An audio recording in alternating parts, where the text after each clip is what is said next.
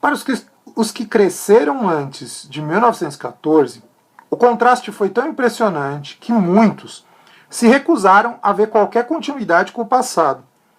Paz significava antes de 1914. Depois disso, veio algo que não mais merecia esse nome. Era compreensível.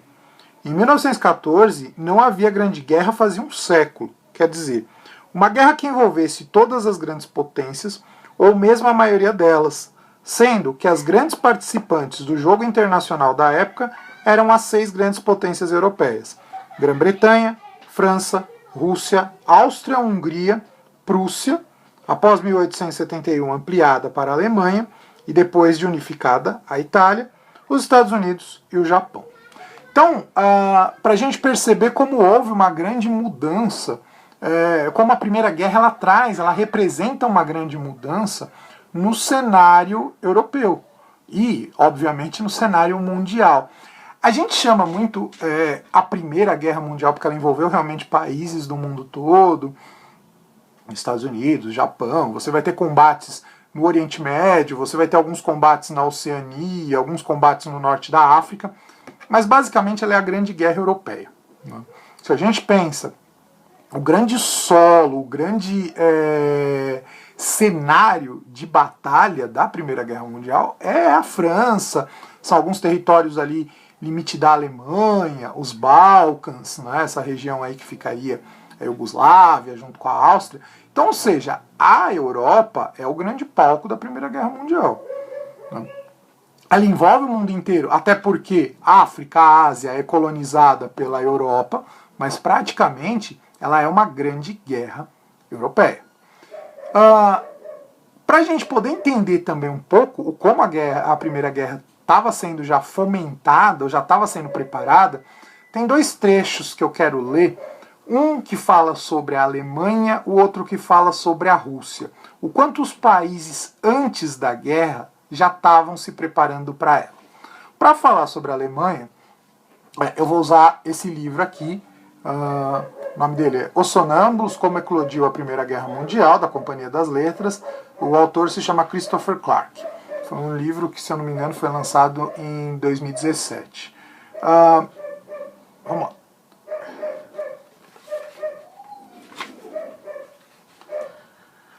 Seria a Alemanha suficientemente forte para abrir caminho sem apoio de aliados poderosos? A resposta de Caprivi a essa questão foi expandir a capacidade defensiva do Império. A aprovação da lei para o exército, em 1893, resultou em um efetivo de 552.200 homens, 150.000 a mais em relação à década anterior. E o gasto militar naquele ano foi o dobro do de 1886. No entanto, esses aumentos não se integraram em uma estratégia política mais abrangente, visavam apenas a dissuasão. Então, aqui o texto deixa claro que a Alemanha ela amplia seus gastos com guerra, com forças armadas, mas não tinha propriamente uma estratégia de guerra. O outro livro que eu vou usar como base é esse aqui, Os Romanov, falando sobre a dinastia Romanov. Foi a dinastia que governou a Rússia por 300 anos, que foi derrubada com a Revolução Russa, que, como eu disse, é o vídeo que o assunto que a gente vai trabalhar a partir das próximas aulas. Aqui também fala um pouco do como a Rússia estava se preparando para a guerra.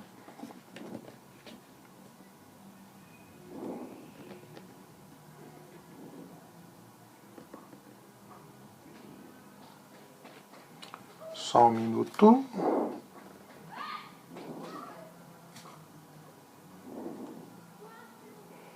Aqui. Em 1914, a Rússia gastava mais dinheiro em seu exército do que a Alemanha, e quase o mesmo volume de recursos na marinha. Assistindo à criação desse novo superexército russo, os generais alemães se convenceram de que era melhor começar a lutar logo, em vez de esperar que os russos estivessem prontos. Entretanto, dispor de orçamentos generosos era uma coisa, superar as deficiências de treinamento, doutrina e tecnologia era outra bastante diferente. Na realidade, havia tanto dinheiro que Sukhornilov não tinha como gastá-lo todo. Em Livádia, o primeiro-ministro avisou ao soberano: seu exército está num estado lamentável, culpando Sukhomlinov. Então a gente vê como a preparação para a guerra ela vinha com toda a força. As potências europeias, aqui eu peguei dois exemplos, a Alemanha e a Rússia, mas com certeza Inglaterra, França, todos estavam se preparando para isso. A gente tem, além dessa questão toda, a utilização da tecnologia. É a primeira guerra que a gente vai ter um uso tão forte de tecnologia, né, de construções, das descobertas, das invenções tecnológicas que surgiram no decorrer da história, que surgiram principalmente devido à Revolução Industrial, como armas de guerra. A gente vai ter o uso de gases venenosos. A Alemanha, principalmente, vai usar muito a questão dos gases venenosos para dominação, para destruição do inimigo. A questão das metralhadoras, enfim. A Inglaterra vai introduzir o tanque. O tanque de guerra é uma introdução, é uma invenção alemã. A gente vai ter o uso do submarino. Então, a guerra relacionada a guerra naval, a guerra marítima, ela vai ser reforçada pelo uso de submarinos. Então, ou seja, ela é uma guerra diferente do que se aconteceu no século XIX, das guerras que aconteceram até então. E, lógico, como é uma guerra diferente, o que a gente mais vai ter é morte. E, mais importante que a gente ter morte, porque, óbvio, guerra vai ter morte, a gente tem um cenário de mortes estrondoso para o que até então a humanidade estava acostumada. Nenhuma guerra tinha produzido tanta morte quanto a Primeira Guerra. Claro que depois a Segunda Guerra vai superar em muito o número de mortes, mas a Primeira Guerra Mundial ela traz um total de... as estimativas aí são de que tenham morrido cerca de 10 milhões de pessoas em combate. Não é pouca coisa.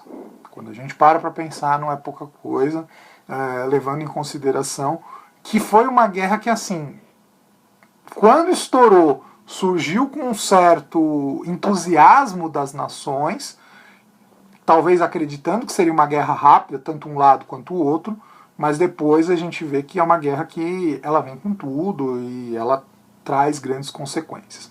Para a gente poder entender um pouco a questão das mortes, a leitura de mais um trecho. O primeiro trecho que eu li, ele é de um livro de Eric Hobsbawm, chamado A Era dos Extremos. O Eric Hobsbawm é um historiador, um historiador famoso, faleceu em 2012, mas é um historiador famoso, talvez um dos maiores historiadores que o século passado e o começo desse século enxergaram, viram. E ele escreveu sobre muita coisa, né, sobre todos os eventos aí da história, principalmente, sei lá, dos últimos 200 anos. E a gente tem um livro dele, que é um dos mais famosos, um dos mais importantes, chamado A Era dos Extremos, que é relacionado, é voltado para falar sobre o século XX. O trecho que ele fala um pouco sobre as mortes, as destruições, né, todas as consequências que a gente teve na Primeira Guerra Mundial. Não surpreende que na memória dos britânicos e franceses, que travaram a maior parte da Primeira Guerra Mundial na frente ocidental, esta tenha permanecido como a Grande Guerra, mais terrível e traumática na memória que a Segunda Guerra Mundial.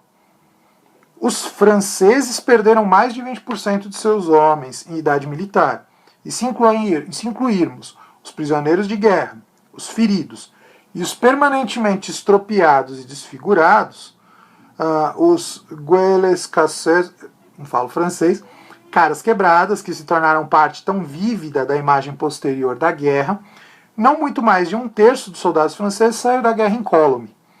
As possibilidades do primeiro milhão de soldados britânicos sobreviver à guerra incólume eram de mais ou menos 50%.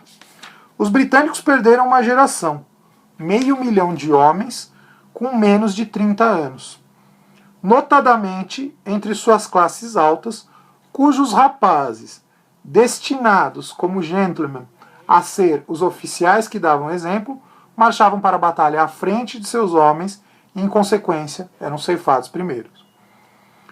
Um quarto dos alunos de Oxford e Cambridge, com menos de 25 anos, que serviam no exército britânico em 1914, foi morto.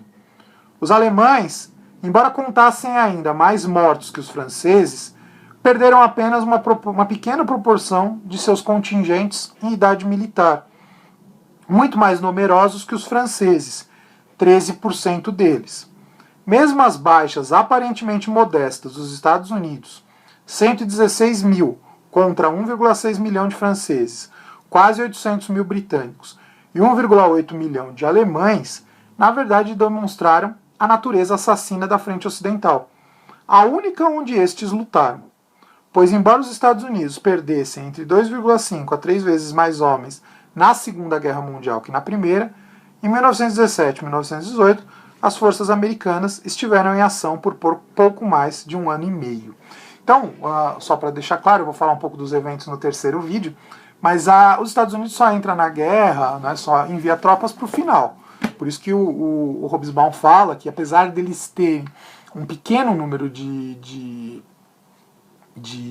mortes comparados à Inglaterra, comparados à França, comparados à Alemanha, pelo pouco período que a Alemanha ficou na guerra, pelo pouco período que os Estados Unidos ficou na guerra, ainda assim foi um número alto.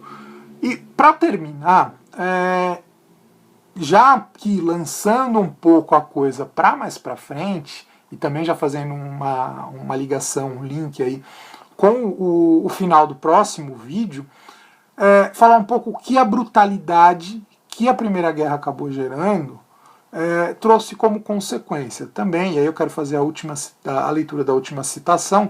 Esse vídeo ele vai ser um pouquinho mais cansativo por causa dessas leituras, mas eu acho que elas ajudam a gente a entender a gravidade do que estava em jogo.